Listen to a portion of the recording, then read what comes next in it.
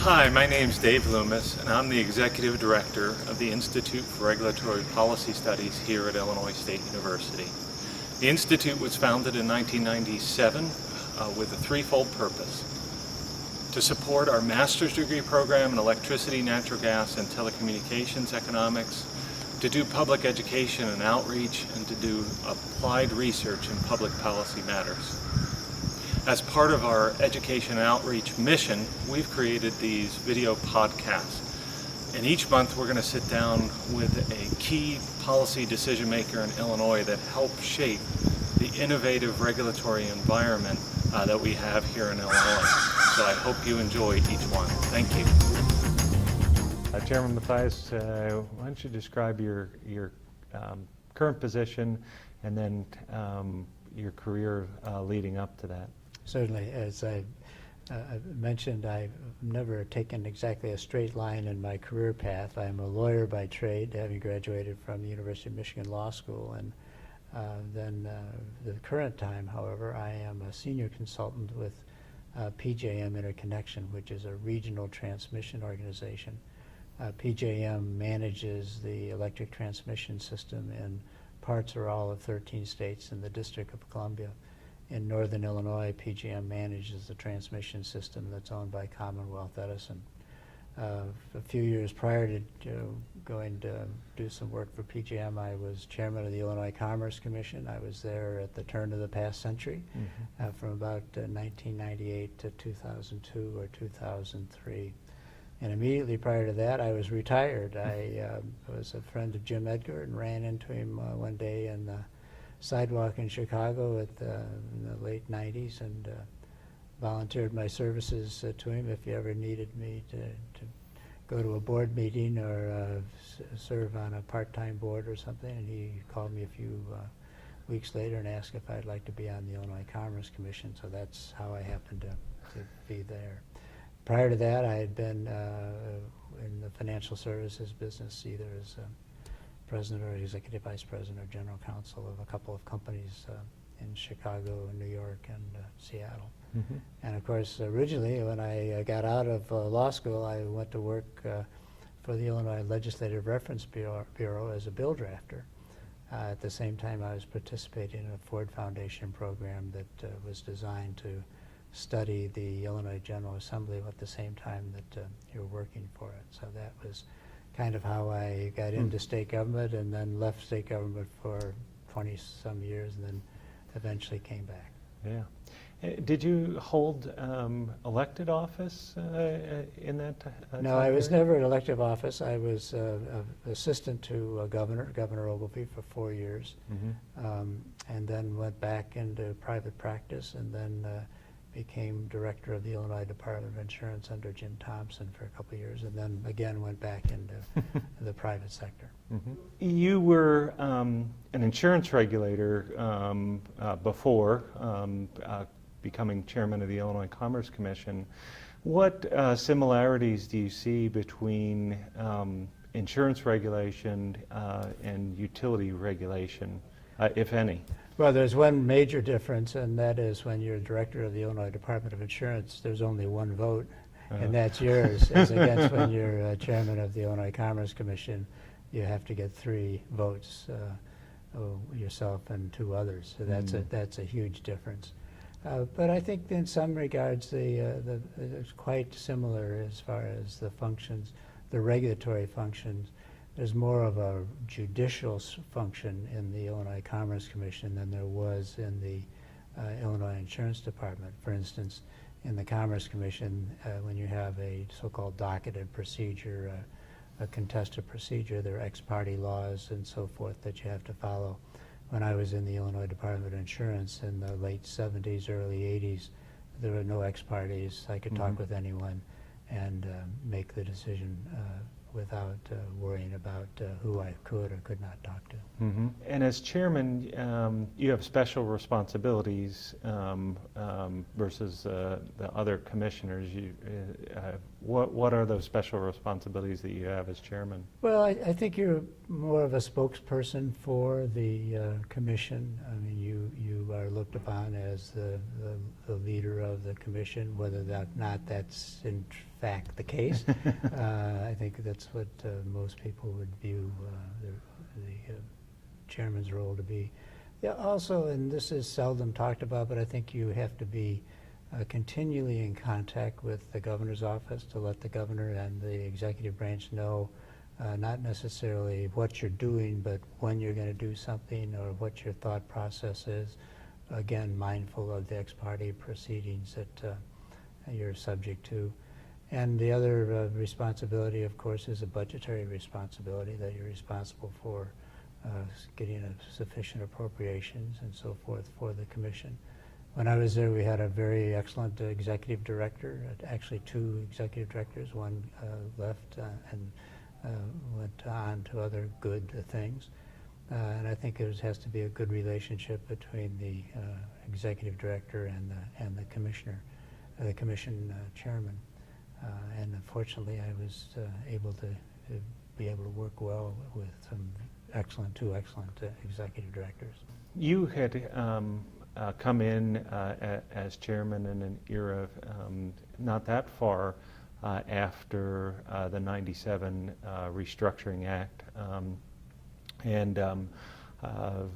As with any legislation, a lot of the key decisions fall to the Illinois Commerce Commission to decide on how, put flesh on the bones.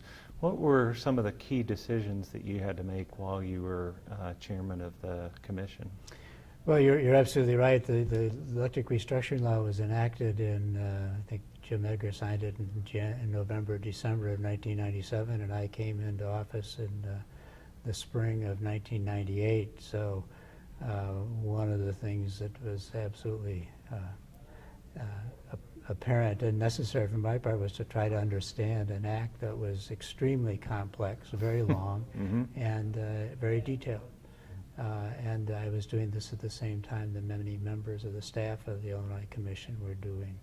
So we had the responsibility for really formulating how the act was going to be interpreted, doing a number of rulemakings, and just really in a lot of ways trying to make sense of an act that in general it was a pretty good, well-drafted act, but also had some areas of that were not quite as clearly defined as the lawmakers might like to have thought it was. Mm-hmm.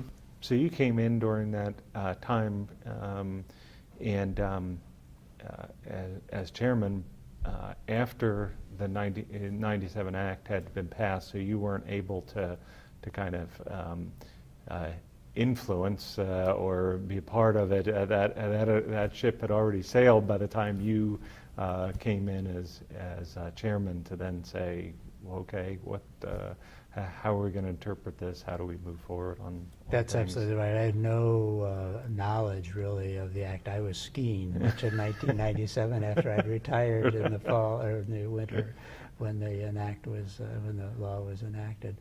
And it was difficult to get up to speed, not only for myself, but I think for a number of others. It was difficult to really understand the complexity of the law. Yeah, I remember seeing, I forget whether it was a PowerPoint presentation or some writings comparing Illinois to California. I think it was your time as chairman that California was kind of imploding in their movement towards restructuring and customer choice. And I think it raised a lot of questions about whether Illinois was the next to fall off the cliff. Do you remember having to kind of defend the road that we were on? Well, I think it was really a more of a compare and contrast. And actually I wrote an article about the California law and asked if that debacle could occur in Illinois, and concluded in the article or the pamphlet that I wrote that it probably wouldn't. That California really was the law was enacted without a negative vote. Mm-hmm. It was a law that required the utilities to sell their generation, to buy their supply from an exchange. It had a number of other areas that just weren't very well thought out. And I know that in my role as with the Regional Transmission Organization, I've spoken with some of the experts who were involved in California, and they said to their chagrin, nobody paid any attention to the wholesale electric market when they were drafting the California law, and yet the wholesale electric market has a huge impact on the retail electric market. It was during this same era that we were forming RTOs and ISOs, with the exception of PGM already having existed on the East Coast, portion PGM East. Do you think that that was a necessary requirement to kind of get a fully restructured, robust marketplace? Are RTOs, ISOs kind of a necessary step? Well, I think they have proven to be a necessary step. At the time that the electric restructuring law was enacted in 1997, there was really no RTO, obviously, in Illinois. There was a lot of discussion about regional transmission organizations and what impact a wholesale marketplace such as PGM has, what impact that would have on the retail market. But I don't think it was really understood at that time. It was a little bit before I think people really generally understood the importance of the wholesale market and its impact on the residential or the retail marketplace. As you recall, it wasn't until 2003 or 4 that Commonwealth Edison joined PJM, and the Ameren companies joined the Midwest ISO. So it was several years after the enactment of the electric restructuring law in Illinois that RTOs came into existence in Illinois. Was there a requirement along, I don't remember whether it was in the 97 law that they were going to, if one's formed, that they had to join one, or whether that was... There was a requirement in the law that the electric utilities had to join an RTO, but there was not, as I recall, there was not wasn't exactly anyone it wasn't a time by which they had to join. Okay, very good. You know, and it's interesting, if you look at a map of those the transmission lines that Commonwealth Edison owned, it took me a long time to realize that Commonwealth Edison, because of power plants that they built down the state, have lines that aren't necessarily geographically what we think of as their delivery service territory. There's kind of tentacles that are out there that are across the state. So it's not like it's neatly within, say, the city of Chicago or even the suburbs, but PGM's control does go wide into Illinois. That's absolutely right, and the best example of that, of course, is the Kincaid plant, which is in southern Illinois, was owned by Commonwealth Edison, and there's a very long transmission line that runs across the Midwest ISO service territory down to the Kincaid plant that used to be owned by Unicom and Commonwealth Edison. Now it is not, but that transmission line is still owned by Commonwealth Edison and managed by PJM, even though it's in the Midwest ISO service territory. Yeah, so it brings even more importance to a joint and common market, and seems issues, as we've talked about a lot with the Institute for Regulatory Policy Studies, creates even more importance to those issues when you have not clear kind of geographic boundaries that are, correspond to counties or north or south or... That's absolutely correct, things. Yes. Yes, it is a jagged edge at best between the two RTOs. Yeah. So as you look back on the 97 Restructuring Act, were there things that, if you had been in the legislature and writing that law, that besides making some of those things clear, I think would be your first choice, were there things that you would change that you think were could have benefited the market?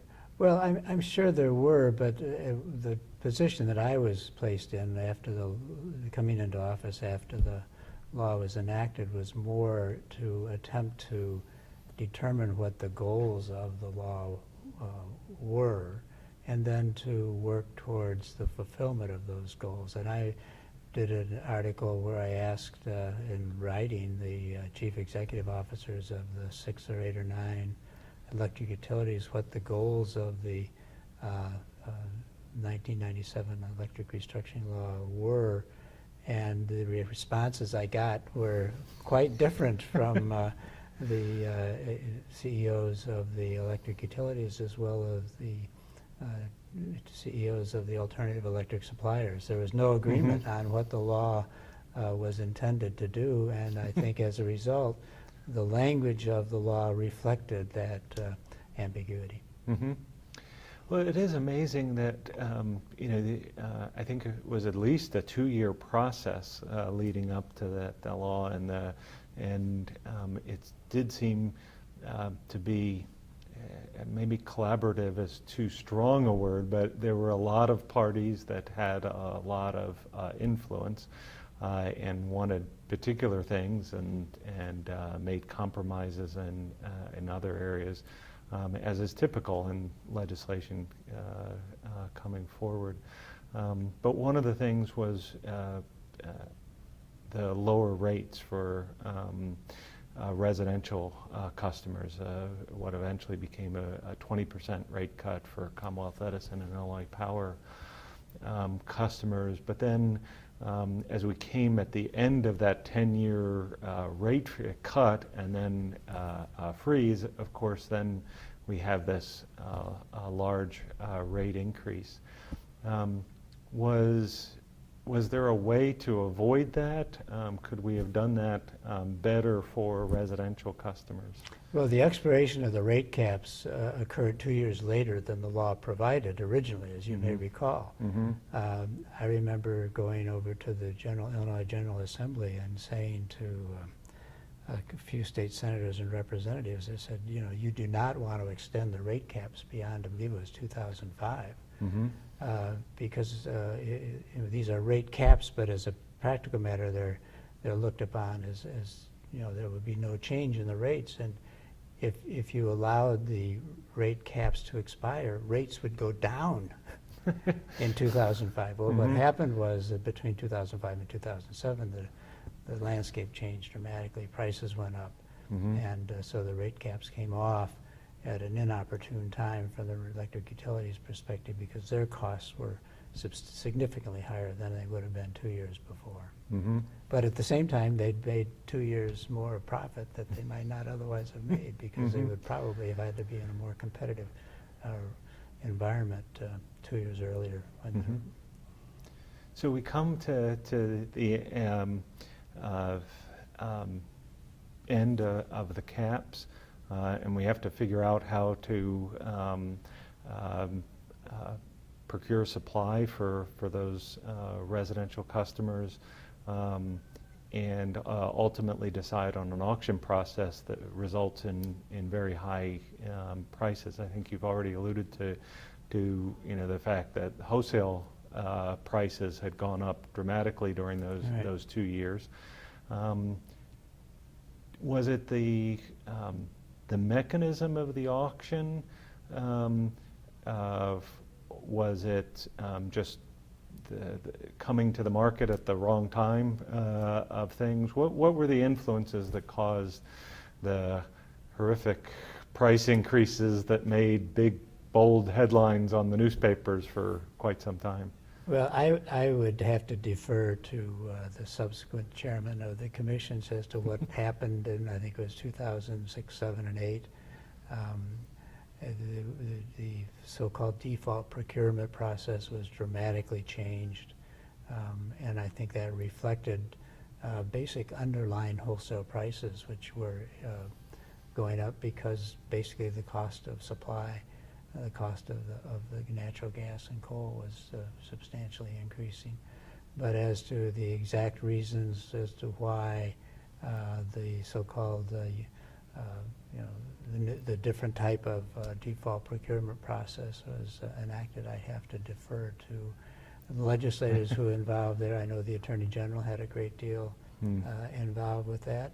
I would only say that I think the default procurement process and the add-ons to the default procurement process, which were put forth at that time, was a very unfortunate occurrence for most Illinois default customers. The so-called swaps contracts turned out to be a disaster for and one of the largest rate increases in the history of Illinois, or perhaps the history of any state. Yeah. And then we move forward and we get the Illinois Power Agency Act that replaces the auction with a state agency to procure power. But in the intervening times, some of the pressure and wholesale prices again go down. So it does look like we went to the market at just the wrong time in that. What do you see as the beneficial aspects of the Illinois Power Agency Act? What did that put into place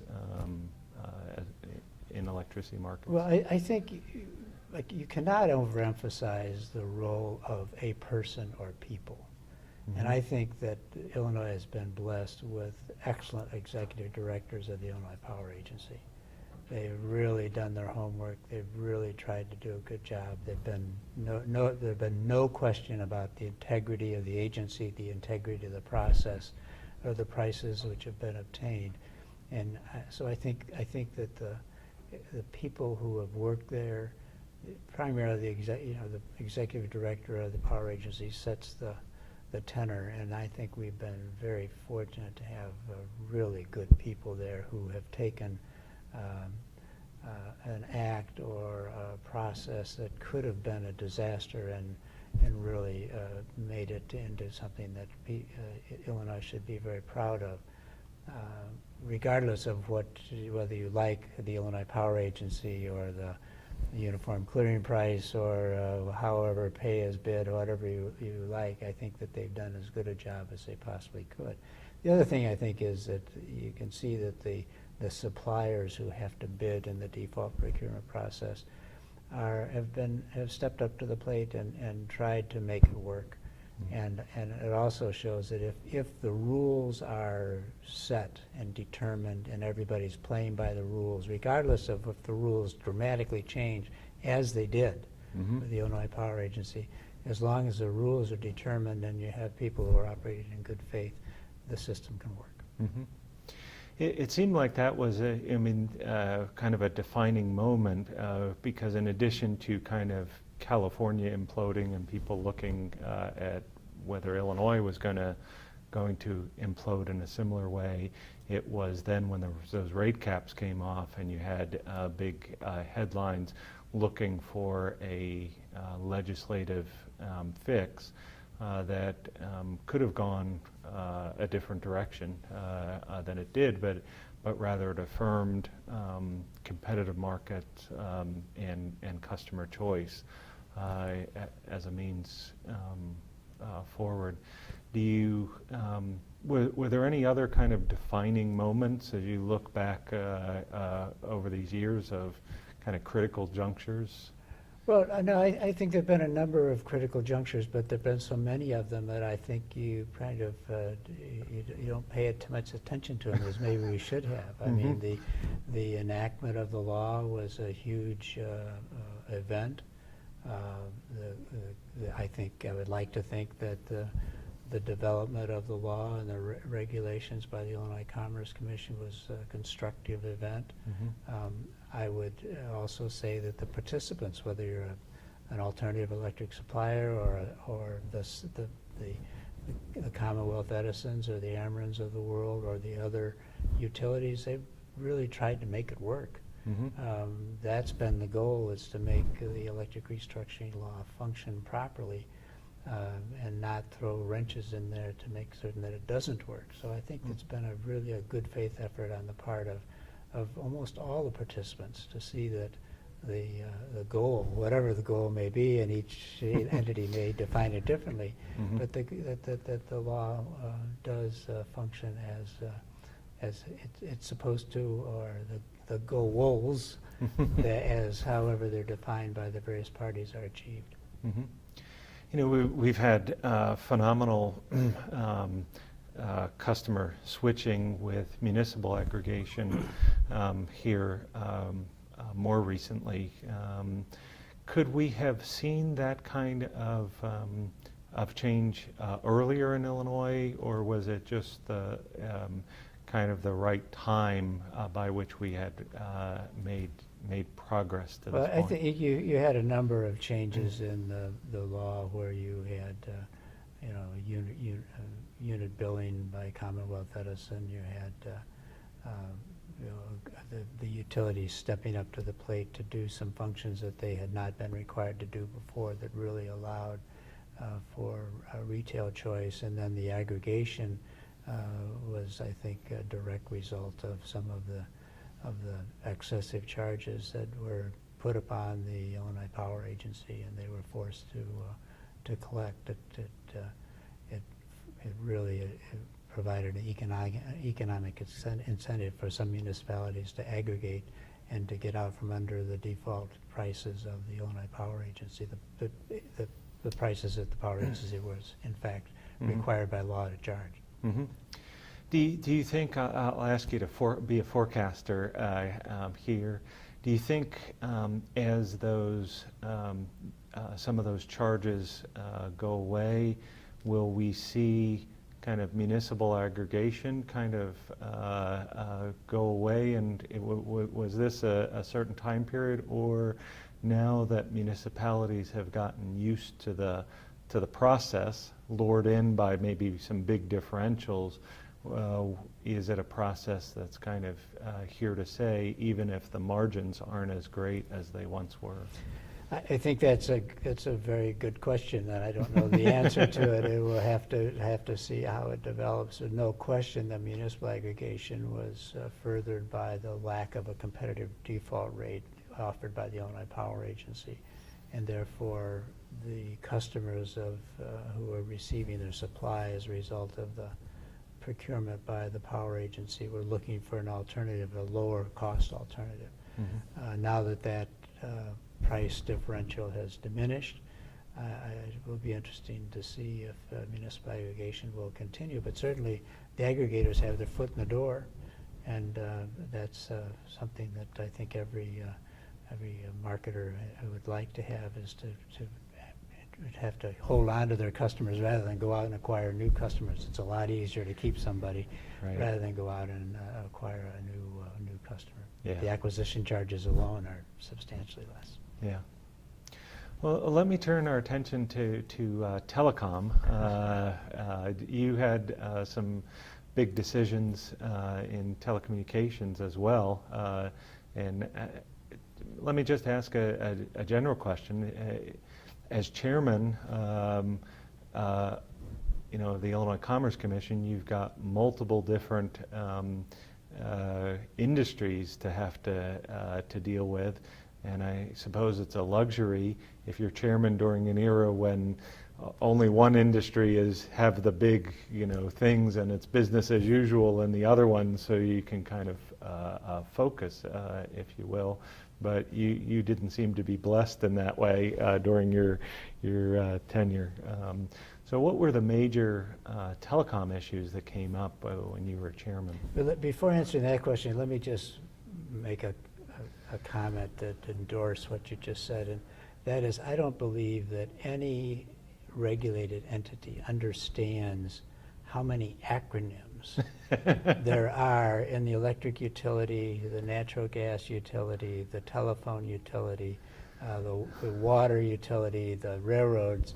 I mean, and when I came into office in 1998, I was just overwhelmed by the acronyms in all of those agencies and all of those industries, rather. It's mind-boggling, and it still is mind-boggling to me, even though I just operate it primarily now in the wholesale electric industry. The acronyms that are used there are well beyond anything that I could that a normal human being should be forced to understand.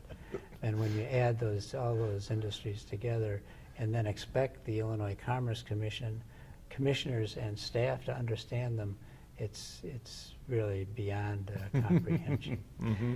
But coming back to the telecom area, when I was with the commission, again, at the turn of the century, Illinois Commerce Commission had a great deal of authority over telecom companies. That's since been changed by legislation to some extent.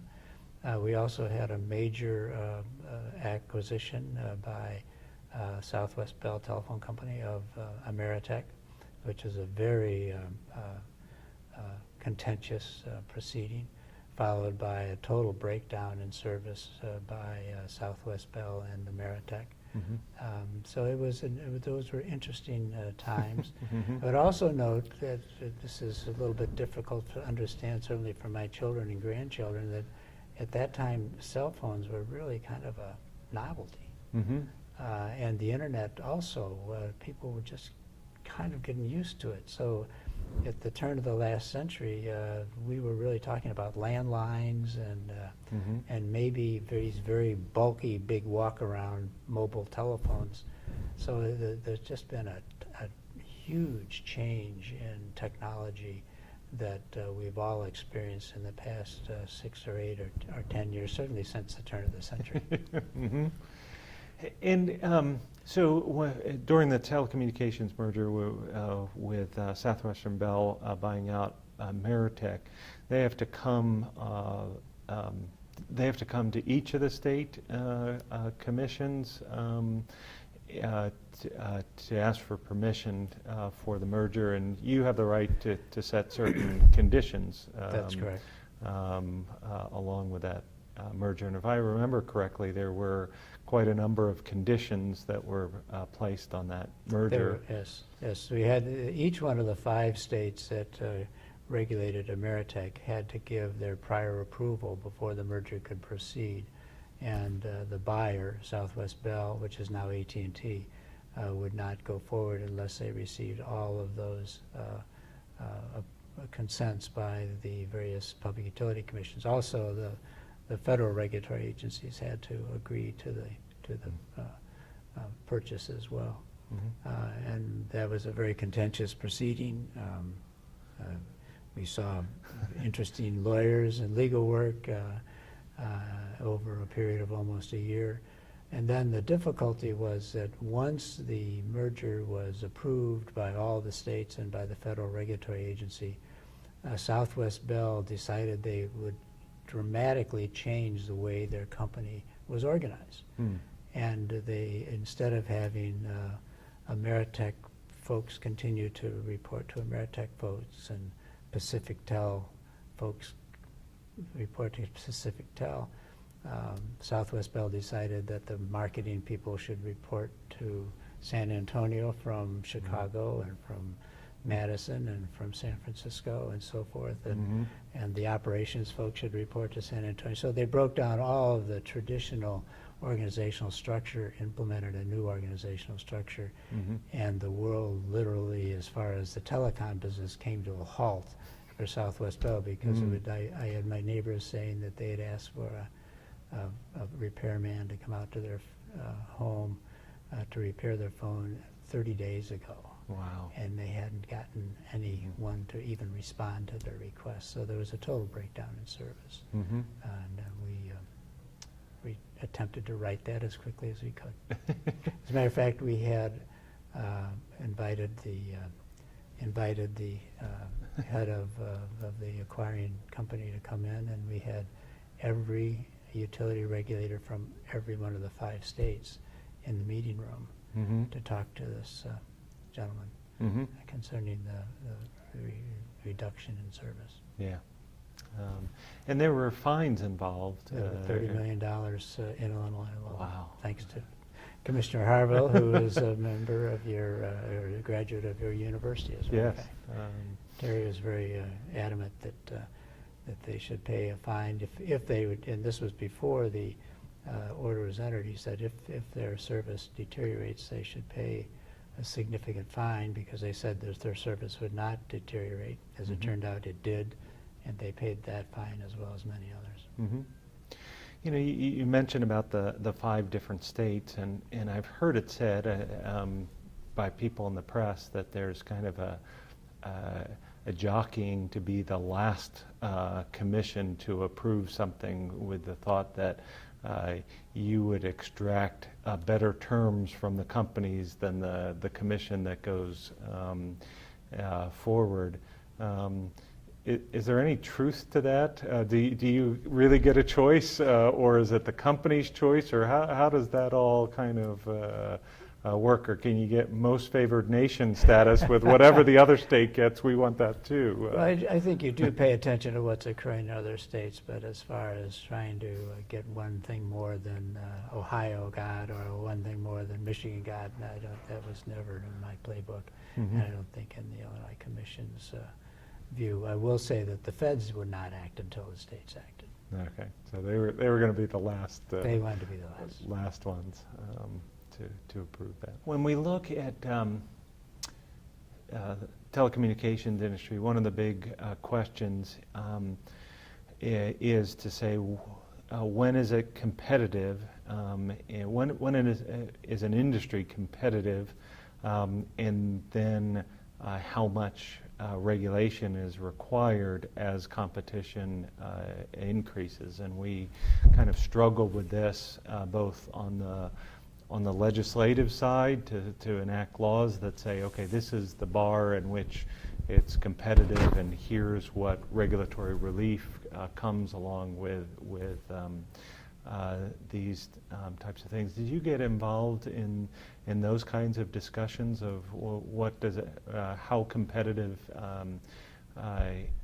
is the telecom industry, and with Ameritech being the largest, but we also had GTE and Verizon downstate as well. Did you get into those discussions of Well, we did. what is We did competitive? somewhat. It wasn't so much in the telecom area as rather in the electric restructuring law as to whether or not there was customer choice, and whether or not there was competition among the various suppliers for the end-use customers. But we were involved to some extent in the telecom area. The revolution really occurred, as I mentioned before, when you had the movement from landlines to mobile phones. Mm-hmm. I mean, and to think that that's just occurred in the past really 10 or 12 years is remarkable. Mm-hmm. I mean, I don't know that there's a heck of a lot of competition or concern about competition in landlines. Mm-hmm. Now it's all the mobiles, the cell phones. Right. And Mm-hmm. that's where I think you're seeing a huge amount of competition, and I'm sure that the regulatory structure has changed so that I think now it's more at the federal level than the state level, but I'm sure there's a huge amount of interest and analysis as to the competitive nature of the various telephone industries. You economists at the Illinois State and others I know are very interested in the economic ramifications of competition or lack of competition, and I Mm-hmm. think you should be. Mm-hmm.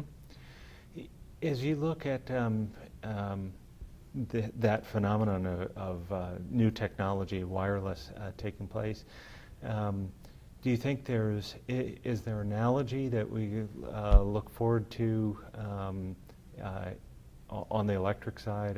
I'm thinking in particular of distributed generation kind of bypasses, if you will, the utility distribution and transmission, but it's not it's not a perfect analogy there. And let me back up and go back to the time that I was in the commission, and also comment about technology. It became very apparent in the first year or two that I was at the commission. Understand, I was in the financial services business before coming here. I knew nothing about utilities, let alone the acronyms of each one of the various industries. But it became very apparent that there were some real laggards when it came to technology. The electric utilities were the laggards. Mm-hmm. The telecommunications folks were up to speed. They were definitely up doing everything they could to become technologically advanced. Natural gas companies, less so. Mm-hmm. But no question that the electric utilities were terribly far behind. They were using COBOL, which I'd used 20 years before. I mean, it was remarkable how far behind they were, and that really limits the amount of activity that the regulator can undertake. And because you can demand that electric utility A should do a particular function, but they're incapable of doing it because they don't have the systems to do it.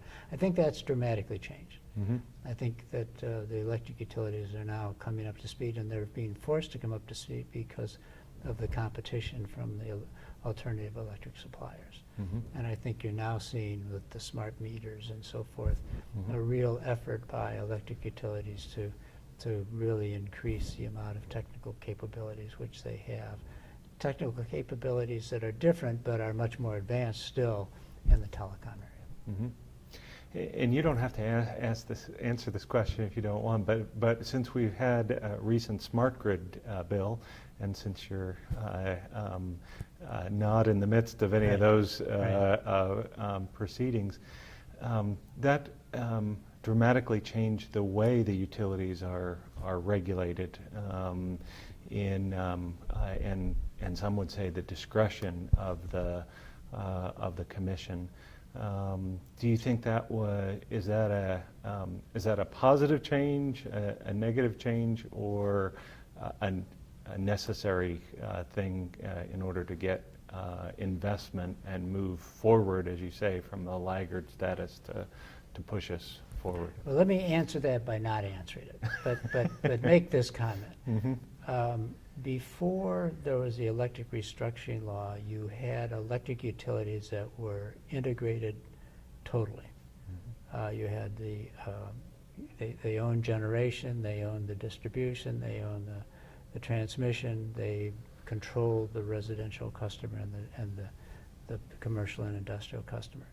With the electric restructuring law, the generation left the electric utilities that are regulated by the Illinois Commerce Commission. The generation may be owned by an affiliate company, a sister or brother company, but the size of the utility that's regulated by the Illinois Commerce Commission is significantly smaller today than it was at the turn of the century when the electric utilities owned generation. And yet the electric utility rate cases are bigger, longer, more expensive than they've ever been, even though the amount of assets which are being litigated or discussed are half what they were 15 years ago. So I would only, and I've said the same thing to Chairman Scott, I mean, it makes no sense to have these continually huge rate cases when you have a significantly diminished asset base. The only thing it does is to make the economists and the lawyers very happy. They do love Absolutely. that. Consulting goes up the longer that and the more contentious those So are. I think that I do think that there's a need for a streamlining of the regulatory process, whether or not the current process in Illinois is the best or should even be in place. I'm not commenting on, but I do think that the times are a-changing, and they better start changing for regulators too, because if they don't, there'll be a lot of smart people who will find a way around that regulatory structure. And do you have any thoughts on why that's taken longer and become more contentious? Because, as you say, on the face of it, the stakes are much reduced. So you would think that a rational actor would say, well, I'm not going to invest as much in economic consultants and lawyer up because my prospect for gains are less than otherwise would be. So I'm not certain for the reason, but I don't know that in the regulatory environment that we have that there's any recognition for having a new idea or really going out on a limb and trying something new. Mhm. It's pretty much the same old, same old. And I probably was as guilty of it as anyone at the Illinois Commission. But it's not like you get paid to be an innovator. Mhm. And yet we had eras in which it did seem like Illinois was an era. I think in times even before the '97 Restructuring Act, I could go back to Ameritech had a proposal that ended up being very similar to the Federal Telecom Act of '96. So you know, in terms of some of the structure. So. Illinois, you know, kind of was a model for the nation. We did some stuff in natural gas that I was going to mention natural gas. I think Commissioner O'Connor, Chairman O'Connor, was a real vanguard in so-called deregulation of the wholesale gas prices. So there has been some initiative at the regulatory level here in Illinois as well as other places, but it's relatively few and far between. Yeah, it seems to have diminished. We had an era, and yet I think there's certain areas that we are still leader. Other states look to us and say, "Oh, that's working very well in Illinois." It might not have been our regulatory innovation, but as you travel and certainly in your job at PJM, you travel to other areas. Do you think that there's ways that Illinois is still a leader? What do other states and other state regulators and so forth ask you about of how does this work in Illinois, and is it a good thing? And well, if you return to the electric restructuring law, I think you've seen a huge increase in residential and commercial and industrial choice, probably more than any state in the country. And you've seen the rates which are charged to the end users are among the lowest, if not the lowest in the Midwest, and among the lowest in the United States. So I think that from that perspective, Illinois is certainly in the vanguard. It would be interesting to see if all of this smart meter, smart grid initiative that was fought over and I guess finally decided here in Illinois, whether that's going to be a poster child that will be copied by other states or not. I think the jury is still out on that. I'd like to think it'll be successful. But I do think that there, you know, you kind of go in fits and starts with regard to initiatives and new ideas and successes. And I think we're ready for some new ideas and some successes. But that's not to say that there haven't been some in the past. Yeah. Well, if you were talking to high school students, college students, would you say that the energy industry or telecom industry, is this a good industry to go into? Let's take electric. Would you advise your children, grandchildren to go into this industry? I think there's been a remarkable change just in the period of time that I've been involved with the electric industry. That this space is very desirable now. I mean, it's a lot of happening events, a lot of interesting new developments, a lot of new technology, and it's not the backwater that it was probably 25 years ago. They just keep doing the same old 25 years ago. Now, there's some real exciting things happening in the electric business, both on the wholesale side as well as on the retail side.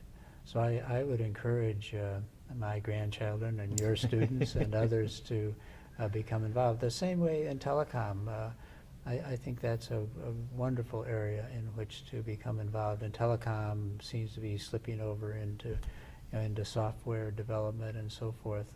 You know, the Googles of the world may be the next telecom provider. Who knows? But I think that these are very exciting areas that I would encourage your students and others to become even more involved than perhaps they are now. Very good. I think the Institute for Regulatory Policy Studies is a great organization that brings good speakers, good topics, and makes good presentations to the individuals who attend these meetings, including the students of Illinois State University. It's been a very a good organization that I think has focused on topics that are of importance to not only to the general population of Illinois, but I'm sure are of great interest to the students at Illinois State. So I congratulate you on that. Thank you.